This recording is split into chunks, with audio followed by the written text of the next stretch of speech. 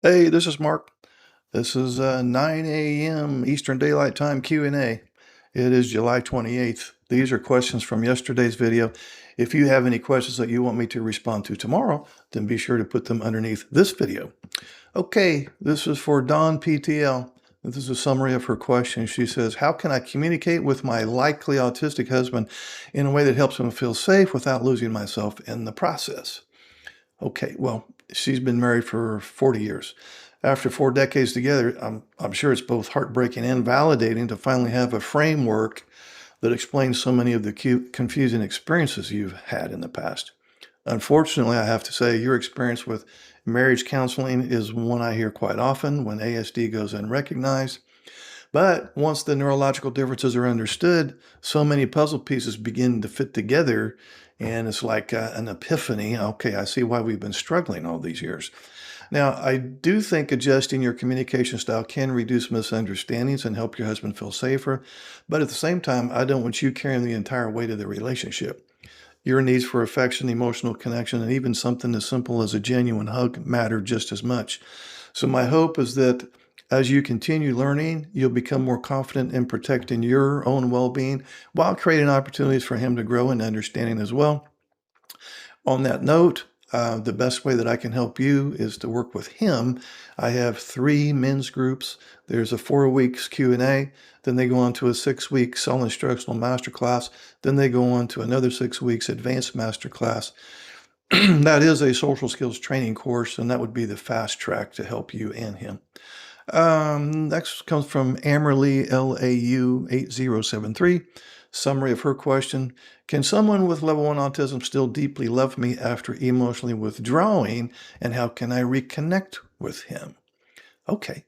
Well, it means a great deal to me knowing that these videos have helped you through such a painful season. I can hear how much those rare moments when he told you he loved you and sent flowers still mean to you today. Anyway, the answer is yes. Many autistic adults continue loving someone deeply, even while withdrawing emotionally during times of overwhelming stress. Their withdrawal, or you may want to download it as abandonment, is not a lack of love or a lack of caring. It's simply his juvenile way to regulate his nervous system. That withdrawal is often a coping strategy rather than any kind of loss of care for you. Every relationship is unique, of course, but if you choose to reconnect, I'd encourage a gentle, low-pressure approach that simply lets him know you care without asking him to resolve anything immediately. Okay? Next is McCoy ZZZZZ. His summary is, how can I help my wife understand that my flat affect is neurological rather than a choice? That's a great question. Flat affect is probably one of the most misunderstood parts of autism, quite honestly. You know, a neutral face or monotone voice doesn't reflect what's happening inside. You can genuinely feel peaceful, interested, or loving while expressing little outwardly. You have empathy, for example. You don't have displayed empathy to the degree that your NT wife can recognize. So I think this becomes easier when both partners move toward each other. Your wife can learn that your expression isn't a measure of your love, while you can intentionally communicate warmth in ways that don't feel forced, whether that's through words or small gestures, or letting her know when you're just enjoying being with her. So neither of you is wrong. You're simply learning to translate between 2 different emotional languages. Okay, next one is Nichelle Ball 1138. Summary of her question: is the gap between my husband's values and behaviors caused by autism, or is it a matter of personal accountability? Well, most autistic adults sincerely value honesty, uh, humility, sacrifice, and family. Yet the differences in self-awareness, executive function, and perspective taking can make their behavior look very different from their intentions.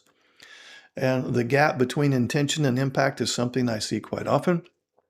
Now, at the same time, ASD never removes the opportunity or responsibility to grow.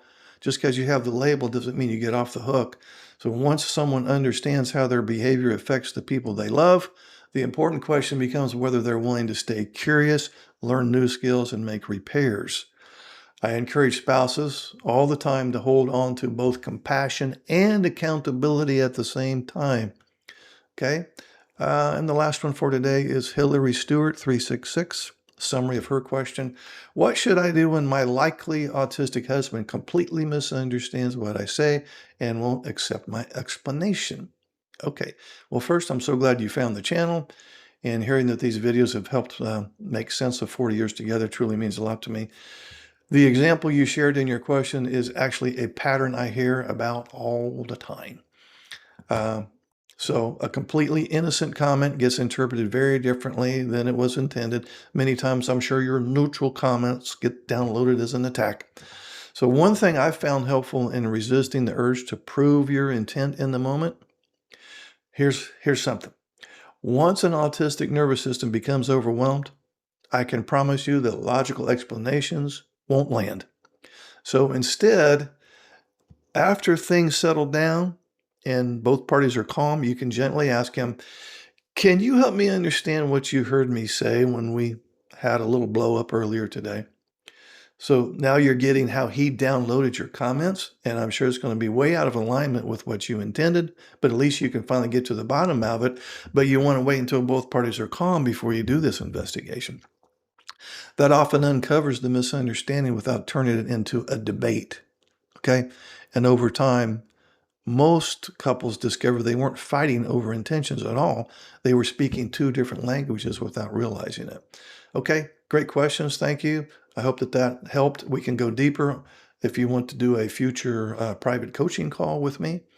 If you have any questions you want me to answer tomorrow, put them underneath this video, and I'll see you tomorrow on the 9 a.m. Q&A. Thanks.